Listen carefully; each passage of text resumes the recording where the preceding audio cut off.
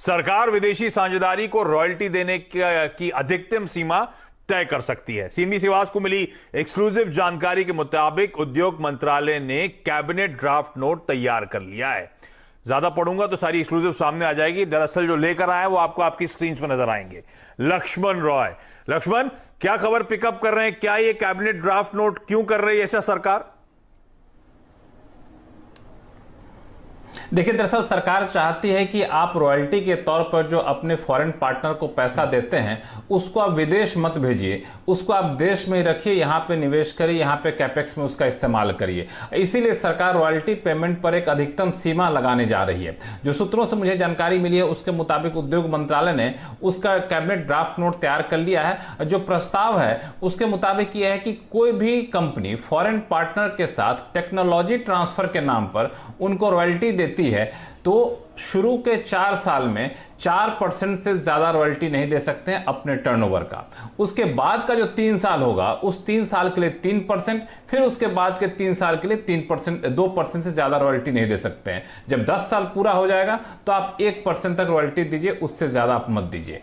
अगर आप ब्रांड के नाम पर या डिजाइन के नाम पर आप रॉयल्टी दे रहे हैं फॉरेन पार्टनर को तो आप 1% से ज्यादा नहीं दे सकते हैं। हाँ, अगर देना चाहते हैं तब आपको सरकार से मंजूरी लेनी पड़ेगी और इस सीमा से अगर आपको ज्यादा बढ़ाना तब आपको सरकार से मंजूरी लेनी पड़ेगी। और इसको लेके जो इंटर मिनिस्ट्रियल कमेटी की बैठक अगले हफ्ते बुलाई गई है। इंटर मिनिस्ट्रियल कमेटी के बैठक के बाद जो है सरकार इसको कैबिनेट से अंतिम मंजूरी लेगी, जिसके बाद आप देखें कई बड़ी कंपनियां, खासतौर से ऑटो सेक्टर की कई कंपनियां हैं जो रॉयल्टी पेमेंट करती हैं, उनके रॉयल्टी पेमेंट पर आप कैप लगता हुआ देखेंगे। इंटरेस्टिंग है, पर थोड़ा सा थिन लाइन है टेक्नोलॉजी ट्रांसफर और ब्रांड ट्रांसफर के बीच में, ध्यान रखिए। तो मेरे ख्याल से उसकी क्लैरिटी आती हुई नजर आएगी। अब मारुति सुजुकी मोटर्स जापान को रॉयल्टी पेमेंट करती है 5% के आसपास। टेक्नोलॉजी ट्रांसफर भी है और थोड़ा सा नाम का इस्तेमाल भी होता है। लाइकवाइज Hyundai यही काम करता है। ये ऑटो सेक्टर में, जैसे लक्ष्मण कह रहे थे, ऑटो सेक्टर में बॉश जैसी कंपनी, अदरवाइज शैफलर जैसी कंपनी, वैपको इंडिया जैसी कंपनीज, ये सब हैं जो अपने पेरेंट्स को विदेश में रॉयल्टी पेमेंट्स के नाम पे पैसा भेजती हैं। ब्रांड में पेज इंडस्ट्रीज, डोमिनोज, वो अपनी जुबिलेंट फूडवर्क्स जो डोमिनोज को पैसा भेजती है, पेज इंडस्ट्रीज जॉकी को पैसा भेजती है। तो ये सब वो कंपनी से जो आपके रडार पर रहनी चाहिए। देखते हैं, इंटरेस्टिंग है। ब्रांड के लिए अगर आप ब्रांड का इस्तेमाल कर रहे हैं रॉयल्टी 1% पे कैप होगी। अच्छा लक्ष्मण, ये जो पुराने कॉन्ट्रैक्ट्स पहले से चले आ रहे हैं, ये जो आपने कहा पहले 4 साल के लिए 4%, उसके बाद 3 साल के लिए 3%, ये तो अब नए कॉन्ट्रैक्ट्स होंगे तो मैं ध्यान रखूंगा। जो पुराने कॉन्ट्रैक्ट्स चल रहे हैं उन पे भी इंप्लीमेंट होने वाला है क्या?